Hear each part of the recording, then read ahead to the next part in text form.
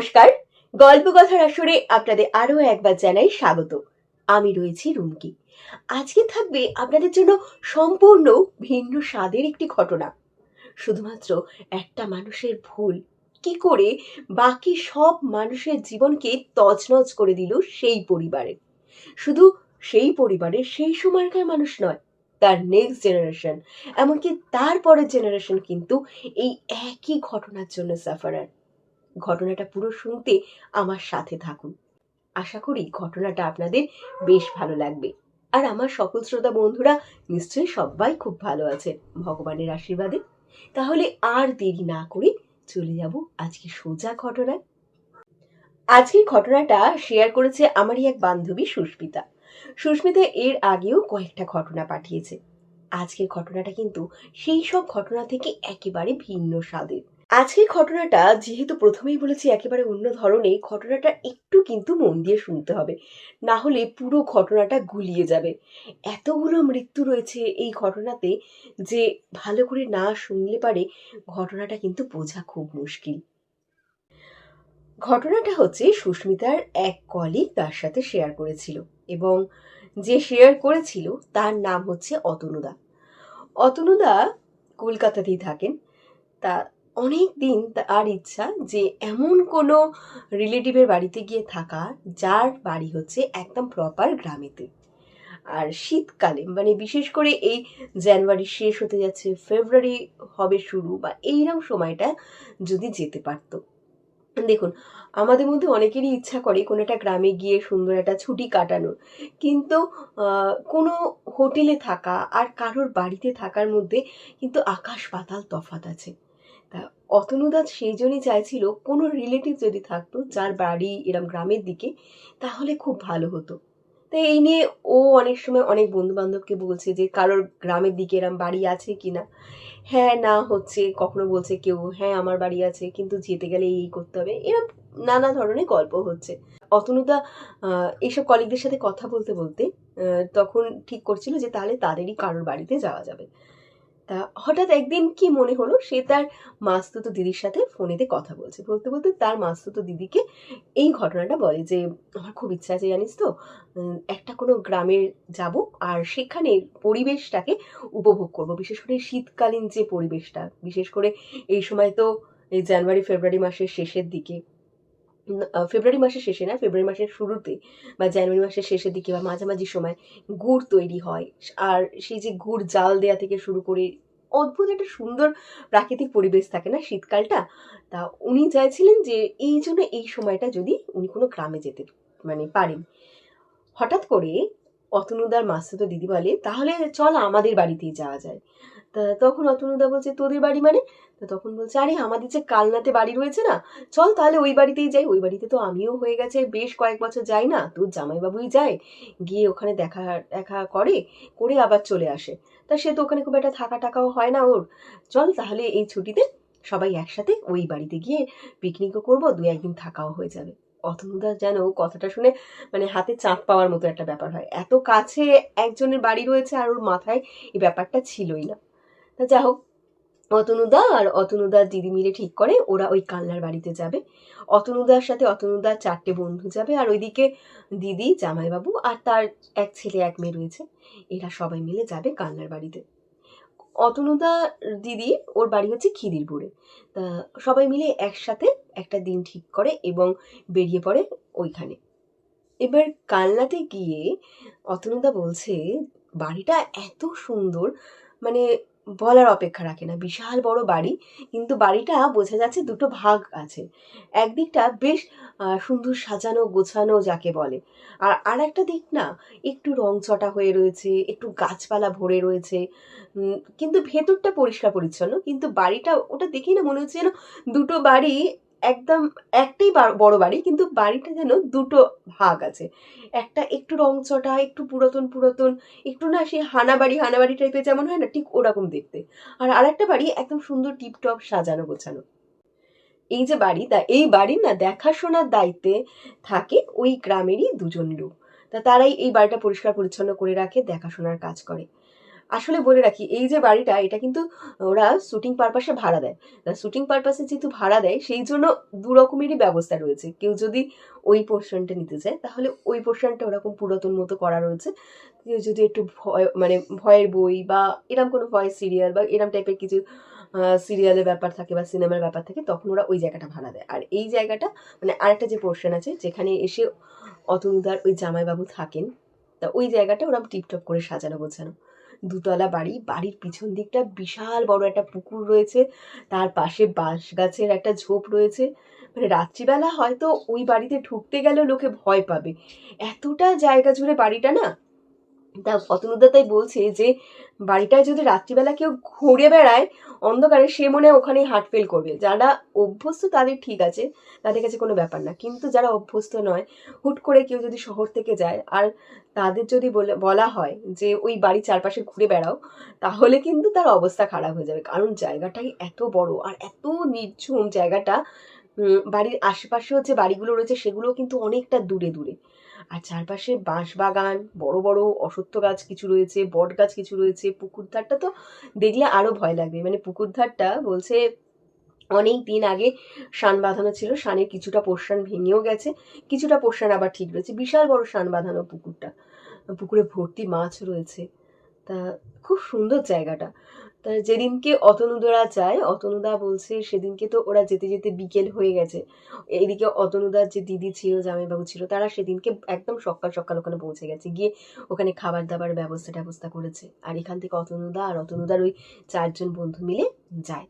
তা গিয়ে সেদিনকে রাত্রিবেলা কোনো রকম গল্প টল্প করে, খাওয়া দাওয়া করে, করে টোরে ওরা অনেক রাত অব্দি গল্প হয়ে শুয়ে পড়ে। পরের দিন ভোরবেলা উঠে ওরা চিন্তা করে রেখেছিল যে ভোরবেলা উঠে পুরো গ্রামটা ওরা ঘুরে দেখবে। তা একদম ভোরবেলায় ওদের ওই দিদির বাড়িতে যে লোকটা কেয়ারটেকারে কাজ করতো, তাকে বলে রাখা ছিল সে গ্রাম ঘুরে দেখাবে। তা অতনুদার জামাইবাবু, অতনুদা আর অতনুদার ওই 4টে বন্ধু, ওরা সবাই মিলে ওই ভোরবেলা গ্রাম ঘুরতে বেড়ায়। তা গ্রামের এদিক ওদিক যায়। অতনুদার যেটা প্রচণ্ড ইচ্ছা ছিল ওই যে গুড় চাল দেওয়ার ব্যাপারটা, বা সকাল সকাল মানে তখন ভোর ভোর, সকালও ঠিক হয়নি। তা সেই সময় চারদিকটা ভারী সুন্দর। অতনুদা এসে গল্প করছে, সত্যি মনের মতো যেন জায়গাটা, গ্রামটা। তা ঘুরে ওরা দেখে টেখে অতনুদা বাড়ি আসে, এসে খাওয়া দাওয়া করে। সেদিন সকালবেলাটা কেটে যায়, দুপুরবেলা কেটে যায়, সন্ধেবেলা হতে না হতে সবাই মিলে সেই পকোড়া মুড়ি টুড়ি নিয়ে একদম বলে না গল্পের একটা আমেজ তৈরি করা, সেই গল্পের একটা আমেজ নিয়ে বসে একসাথে গল্প করতে। তা সবাই এ একটা গল্প করছে, ও একটা গল্প করছে, এ কোনো এক্সপিরিয়েন্সে কথা বলছে, ও ওর ফ্যামিলির কোনো একটা এক্সপিরিয়েন্সে কথা বলছে। এরম নানা ধরনের গল্প হচ্ছে। তা এইরকম গল্প হতে হতে হঠাৎ করে অতনুদার যে জামাইবাবু ছিলেন, তিনি তখন বলছে, তাহলে শোনো, তোমাদের আমি একটা আমার ফ্যামিলির ঘটনা বলি। তা এই ঘটনাটা মানে যখন এরমভাবে জামাইবাবু বলেছে, তা অতনুদার দিদি সে আবার জামাইবাবুর দিকে নাকি হাঁ করে তাকিয়েছে, বলছি তোমাদের ফ্যামিলিতে ঘটনা মানে আমি কি সেই ঘটনা জানি না? তা তখন বলছে, না না, তুমিও জানো না সেই ঘটনা, ছোটবেলার ঘটনা, তুমি কি করে জানবে? তা তখন দিদি বলছে, সে কি, এই ঘটনা আমাকে জানানো হয়নি, বলো বলো তাহলে শুনি কি ঘটনা। না এবার সবাই একদম বলতে শুরু করছে, হ্যাঁ হ্যাঁ জামাইবাবু বলুন বলুন, কি হয়েছে, কি ঘটনা। জামাইবাবু বলছেন, জামাইবাবুদের বাড়ির এই যে ঘটনা, এটার সূত্রপাত হয় জামাইবাবুর দাদুর বাবার সময় থেকে। জামাইবাবুর দাদুর বাবারা ছিলেন 2 ভাই 1 বোন। তা তখনকার দিনে 14 বছর মানে অনেকটাই বড় মেয়ের বয়স। তা সেই সময় 14 বছরের একটা মেয়েকে অনায়াসে বিয়ে দিয়ে দেওয়া যেত। তা সেই সময় ওই দাদুর বাবার যে বোন ছিল, সেই বোনের বিয়ে ঠিক হয়। এবং বিয়ে ঠিক হতে তখনকার দিনে কি হতো, প্রচুর লোকজন, প্রচুর আত্মীয় স্বজনরা চলে আসতো আগের দিন থেকে বাড়িতে। তা বাড়িময় লোকজন, এমনকি অর্ধেক গ্রামের লোকজন সেদিন থেকে নিমন্ত্রিত। তারা এসে বাড়ি সাজাচ্ছে, বাড়ি গোছাচ্ছে, বাড়িটা সুন্দর করে, মানে এমনিতে তো বিশাল বড় বাড়ি, আর সেই বিশাল বড় বাড়িকে খুব সুন্দর করে আলো টালো দিয়ে সাজানো হয়েছে। লোকজন হই হট্টগোল ভরে রয়েছে বাড়িতে, মানে একদম সাজো সাজো রব, আর যাকে বলে একদম একটা উৎসবের মেজাজ চলছে। এদিকে যার বিয়ে হবে যে মেয়েটি, সেই মেয়েটিও প্রচন্ড আনন্দে রয়েছে। পরের দিন তার বিয়ে হবে, সে বারবার নিজেকে আয়নাতে গিয়ে দেখছে, সে তার গয়না পরে পরে দেখছে, কখনো কখনো সে নতুন শাড়িগুলোকে বের করে করে টেনে টেনে নিয়ে দেখছে, তাকে নিয়ে লোকে ইয়ার্কি করছে। একটা জমজমাট বাড়ি যাকে বলে, এরম একটা ব্যাপার। তা তা সারাদিন লোকজন হাসি ঠাট্টা করছে, খাওয়া দাওয়া এলাই ব্যাপার চলছে। এবার বিকেলবেলা হয়ে গিয়ে সন্ধে যখন হয়, মেয়েটিকে না আর কেউ খুঁজে পাচ্ছে না। কোথায় গেল কোথায় গেল, এই দিক ওই দিক দেখছে, কেউ পুকুরের দিকে যাচ্ছে, গিয়ে দেখছে সেখানে ঘুরে বেড়াচ্ছে কিনা, বা ওই গাছপালা রয়েছে ওই দিকটা বাগানের মধ্যে ওখানে আছে কিনা, চারদিকে দেখা হচ্ছে, কোথাও মেয়েকে খুঁজে পাওয়া যাচ্ছে না। এদিকে ঘরেতেও নেই, কোথায় গেল কোথায় গেল, সবাই খুঁজতে লেগেছে। তা তখন একজন বললো, আমি তাহলে একটু ছাদে গিয়ে দেখি তো ছাদে আছে কিনা। তা সে দৌড়ে ছাদে উঠেছে, উঠে দেখছে না, ছাদেও নেই। এবার সে যখন ছাদ থেকে নেমে আসছে, হঠাৎ না তার চোখ পড়ে ছাদের সিঁড়ি থেকে যখন নেমে আসে, তা ঠিক ডান সাইডে একটা ঘর রয়েছে, ছোট্ট একদম একটা ঘর রয়েছে। তা সেই ঘরেতে না কেউ ঢোকে না। ঘরটাকে ওই গুদাম ঘর মতো বলা যায়, ভাঙা জিনিসপত্র এটা সেটা, বা ভাড়ার ঘরও বলতে পারেন। এক্সেস কোনো জিনিস হলো বা এক্সেস কোনো বাজার টাজার যা আছে বা ধান ফানও অনেক সময় সেই ঘরটার মধ্যে রাখার ব্যবস্থা করা হতো। তা সেই ঘরটা এমনি খোলা অবস্থায় পড়ে থাকতো। তা ওই ঘরটাতে হঠাৎ তার চোখ পড়ে। এবার সে না দেখে একটা ছায়া, পুরো ছায়াটা কিরম হচ্ছে, এরম ভাবে না মনে হচ্ছে যেন দুলছে, ঠিক এরম ভাবে দুলছে। ও না দেখে ওখানে দাঁড়িয়ে পড়ে। দাঁড়িয়ে এবার বলে, ঘরে কে আছো, বেরিয়ে আসো তো শিগগির। দুবার তিনবার চেঁচায়। এবার ঘর মানে বাড়ি ভর্তি তো লোকজন। এবার ও যখন ওরভাবে চিৎকার করছে, ওর গলা শুনে সামনে সামনে যারা ছিল তারা ওর কাছে চলে আসে, এসে বলে, কি হয়েছে রে, কি হয়েছে? তখন বলছে, এই ঘরের মধ্যে না মনে হয় কেউ রয়েছে, আমি দেখলাম একটা ছায়া কিরম যেন এরম এরম ভাবে না দুলছে, কিন্তু যতবার ডাকছি ততবার না কোনো সাড়া নেই, কিন্তু ছায়াটা আমি স্পষ্ট দেখতে পেয়েছি। এবার সবাই বলছে, কে থাকবে এই ঘরে, তো কেউ থাকে না, চল ঘুরে দেখি। বলে যেই দরজাটা খুলেছে, ও তো জানলার কাছ থেকে জাস্ট একটু দেখতে পেয়েছিল ছায়াটা, ও আর ভয়তে ওইদিকে তাকায়নি, ও শুধু চিৎকার করে যাচ্ছিল। এবার যখন দরজাটা খোলা হয়েছে, খুলে সকলের স্টার্ন হয়ে গেছে, দেখছি ওই মেয়েটি গলায় দড়ি দিয়েছে এবং সে ওখানে রীতিমতো ওরমভাবে ঝুলছে। এক মুহূর্তে বাড়ির পরিবেশটা যেন পুরো চেঞ্জ হয়ে গেল। যে সমস্ত আত্মীয় স্বজনরা এসেছিল মেয়েকে হাসি মুখে বিদায় দেবে বলে, তারা পরের দিনকে মেয়েকে বিদায় দিল ঠিকই, চোখের জলে বিদায় দিল। সে চিরজীবনের মতো পৃথিবী ছেড়ে চলে গেল। তা এই যে বিদায়, এই মর্মান্তিক ঘটনাটা সেদিনকে কেউ মেনে নিতে পারেনি। সবার মধ্যে কান্নায় সবাই ভেঙে পড়েছিল যে এত সুন্দর ফুটফুটে একটা মেয়ে তাদের সামনে থেকে এইরাম মানে তার মৃতদেহ তাদের চোখের সামনে থেকে বের করে নিয়ে যাওয়া হলো। এইটা ছিল প্রথম ঘটনা। এটা গেল জামাইবাবুর দাদুর বাবাদের ঘটনা। এবার জামাইবাবুর দাদুর বাবারা দুই ভাই এক বোন ছিলেন, বোন তো ওরম ভাবে মারা গেল। এবার দুই ভাই ছিলেন, দুই ভাইয়ের মধ্যে এক ভাই তিনি স্বদেশী হয়ে যান এবং তিনি বিয়ে থা করেননি, ওই বাড়ি ছেড়ে বেরিয়ে গেলেন। এবং আরেক ভাই যে ছিল তার 3 ছেলে আর 1 মেয়ে হয়। এবার 3 ছেলের মধ্যে একজন হচ্ছে দাদু, আর তার সাথে তার রয়েছে 2 ভাই আর 1 বোন। এবার দাদুর ওই 2 ভাই আর বোন, আর এদিকে গ্রামের 3-4টে বাচ্চা বাচ্চা ছেলে, তখন সবাই ছোট ছোট, সবাই একসাথে ওই পুকুরে গেছে স্নান করতে। এবার পুকুরে যখন স্নান করতে গেছে, অনেকটা সময় ধরে তারা স্নান করেছে, প্রত্যেক দিনের মতো তারা যেমন যায় স্নান করতে তেমন স্নান করতে গেছে। তারা পুকুরে খেলেছে টেলেছে, খেলে টেলে স্নান টান করে উঠে এসেছে, কিন্তু কেউ খেয়াল করেনি ওদের সাথে বোন গেছিল, বোন কিন্তু ওদের সাথে ফেরেনি। এবার সকলে যখন খোঁজ করছে, কোথায় গেল বোন, কোথায় গেল বোন, এইদিকে বাড়ির চারপাশে ভিড়ি পড়ে গেছে, এই মেয়েটাকে খুঁজে পাওয়া যাচ্ছে না। পাড়ার লোক যারা রয়েছে, গ্রামের লোক, তারাও খুঁজতে শুরু করে দিয়েছে, কোথায় গেল মেয়েটা। সারা বাড়িময় কোথাও খুঁজে পাওয়া যাচ্ছে না। পুকুরে গেছে, পুকুরে গিয়ে দেখতে গেছে যে ওখানে আছে কিনা লুকিয়ে টুকিয়ে, জঙ্গলে লুকিয়ে আছে কিনা, মানে ওদের তো বাড়িতে প্রচুর বড় জায়গা বললাম না, সেখানে বাঁশ গাছ রয়েছে, এমনি বড় বড় গাছ রয়েছে, তার পিছনে লুকিয়ে রয়েছে কিনা। সারা দিন মেয়েকে কোথাও খুঁজে পাওয়া গেল না। পুকুরের ধার থেকে সবাই ঘুরে এলো, সেখানেও দেখতে পেল না। কোথায় গেল, সবাই এদিকে খোঁজাখুঁজি করছে। করতে করতে একেবারে সবাই তো বাড়িতে একটা কান্নাকাটির রোল পড়ে গেছে যে মেয়ে কোথায় গেল। এদিকে পুলিশেতেও খবর দেওয়া হয়েছে, কোথাও মেয়েটা গেল কোথায়, চোখে নিমেষে কোথায় উধাও হয়ে গেল, কেউ তো দেখেও নি ওকে বেরিয়ে যেতে, কেউ আর কিচ্ছু বলতে পারছে না। এবার সেদিনকে সন্ধেবেলার বাড়ির যে কাজের লোক রয়েছে, সে পুকুরে বাসন ধুতে গেছিল বা কিছু একটা করতে গেছিল। হঠাৎ করে সে অন্ধকারে দেখছে পুকুরের মধ্যে কিছু একটা ভাসছে। যেই দেখেছে সে তখন চিৎকার করে বাড়ির লোকজনকে জড়ো করছে। বাড়ির লোকজন এসে দেখছে 9 বছরের মেয়েটি সেই জলেতে ভাসছে। তারপর তাকে সাথে সাথে যখন তুলে আনা হয়েছে, এসে দেখছে তার মুখ পুরো সাদা হয়ে রয়েছে, ফ্যাট ফ্যাট করছে সাদা, আর মানে বীভৎস তাকে দেখতে লাগছে। বাড়িতে আবার একটা মৃত্যু, আবার একটি মেয়ের মৃত্যু। কান্নায় ভেঙে পড়লো পুরো পরিবার। কোনো রকম সেদিনকে মেয়েটিকে কবর দেয়া হলো। অত ছোট মেয়ে, তাকে তো পোড়ানো যায় না, তাকে কবরই দিয়েছিল সেদিনকে। কবর দেয়া হলো, বাড়িতে কান্নার রোল উঠে গেল। মানে বাড়ির পরিবেশ আবার সেই থমথমে, আবার একটা মৃত্যু যেন বাড়িটাকে আবার একটা অন্ধকার আচ্ছন্ন করে ফেললো। এই গেল দ্বিতীয় একটা মৃত্যু। এর কদিন না, এর কয়েক বছর পর দাদুরা 3 ভাই ছিল তো, 3 ভাইয়ের মধ্যে এক ভাই হঠাৎ করে কোথায় হারিয়ে গেল, তার কিন্তু কেউ কোনো খোঁজ পেল না। রয়ে গেল দাদুরা 2 ভাই। এবার দাদুরা ছিলেন 2 ভাই, তা 2 ভাইয়ের মধ্যে বড় দাদু আর আমার দাদু ছিলেন ছোট। এবার বড় দাদুর একটি ছেলে একটি মেয়ে, আর আমার দাদু তখন একটি ছেলে হয়েছে, সেটা হচ্ছে আমার জেঠু। তা এই বাড়ি থেকে 4-5টা বাড়ি পরে একটি বাড়ি আছে, তা সেই বাড়িতে দুর্গাপুজো হয়। গ্রামে ওই একটাই বাড়িতে দুর্গাপুজো হয়। তা সেই সময় অষ্টমীর দিন আর দশমীর দিনকে পুরো গ্রামকে ওরা খাওয়াতো।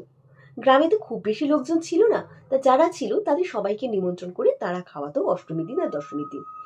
দশমীর দিনকে ঠাকুরের বিসর্জন হয়ে গেছে, রাত্রিবেলা খাওয়া দাওয়ার একটা ব্যবস্থা করা হয়েছে। গ্রামের সবাই এসেছে যেমন, তা সেই সময় আমাদের এই বাড়ি থেকেও সবাই ওখানে খেতে গেছে।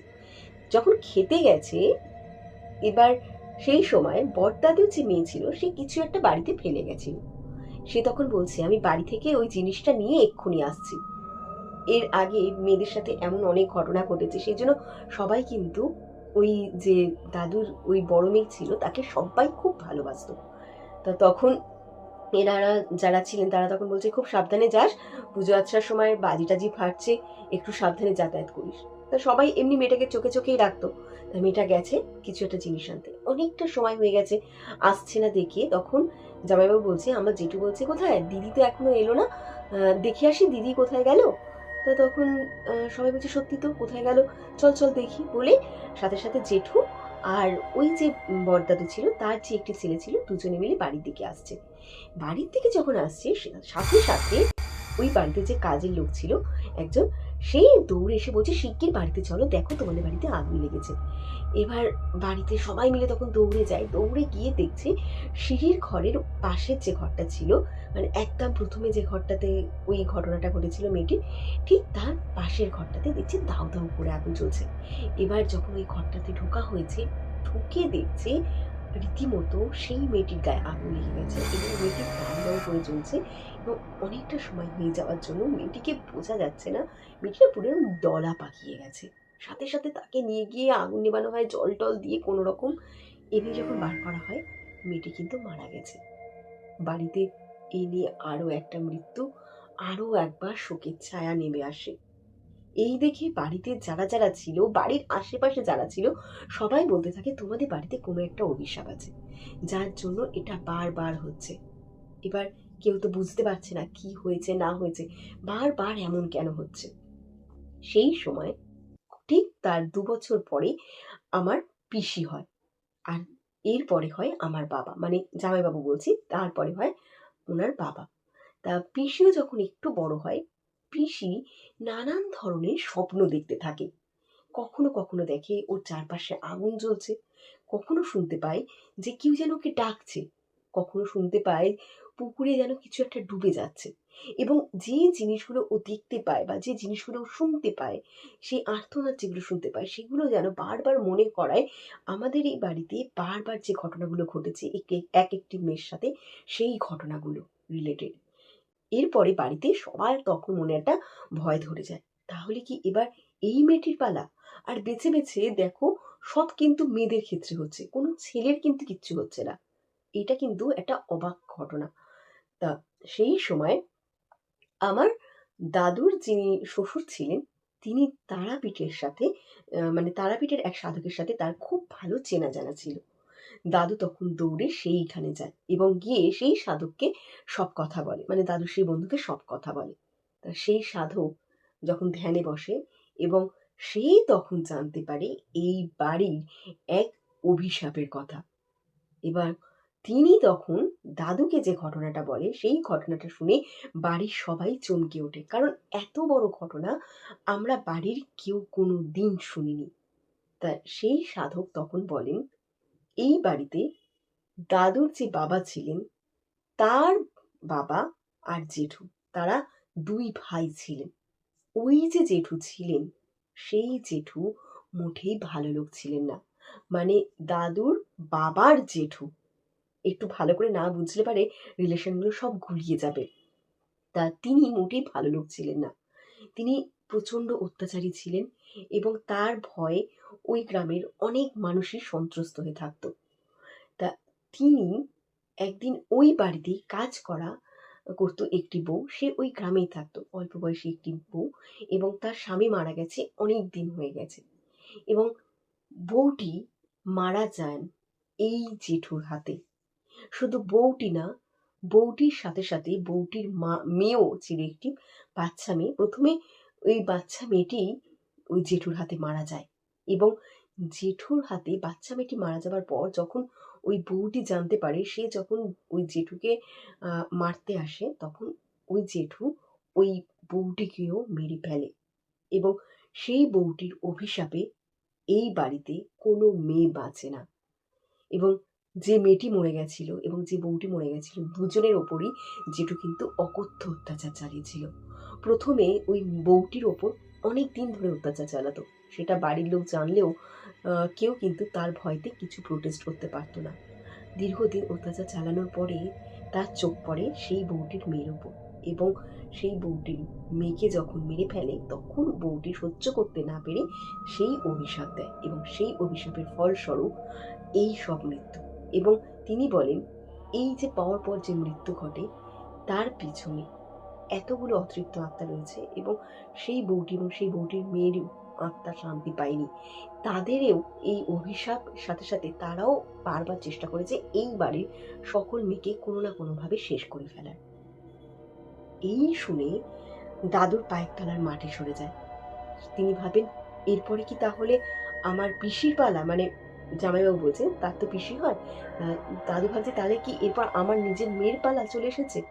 তখন ওই সাধক আসেন ওই বাড়িতে, এবং ওই পুরো বাড়ি উনি বাঁধিয়ে দেন, এবং কোনো একটা কাজ করেন বা কোনো কিছু, মানে উনি তো ওখানকার মানে তারাপীঠের সাধক, তা উনি এসে পুরো বাড়িটাকে বন্ধনে কোনো একটা বন্ধন দিয়ে আবদ্ধ করেন, এবং ওই মেয়েটিকে একটা মাদুলি দেন, এবং চারদিকে বাড়িতে কোনো একটা যজ্ঞের আয়োজন করেন, বিশাল করে যজ্ঞ হয়।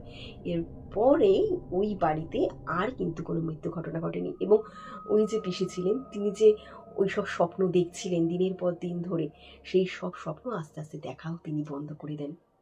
এই ছিল আজকের ঘটনা। শুধুমাত্র একটা লোকের দোষে এতগুলো মানুষের প্রাণ যায়। তার হিংসা, তার লোভ, তার অমানবিকতা, যা বললেও কম বলা হয়। শুধুমাত্র ওই লোকটার নিষ্ঠুরতার জন্য কতগুলো নিষ্পাপ প্রাণ চলে যায়। তা এই ছিল আজকে ঘটনা। আশা করি ঘটনাটা আপনাদের ভালো লেগেছে। যদি ভালো লেগে থাকে, চাইলে আপনারা লাইক করতে পারেন, কমেন্ট করতে পারেন। নিয়ে আসবো এরপরে আরও একটি ঘটনা। আশা করি সেই ঘটনাও আপনাদের বেশ ভালো লাগবে। আজকের মতো বিদায়।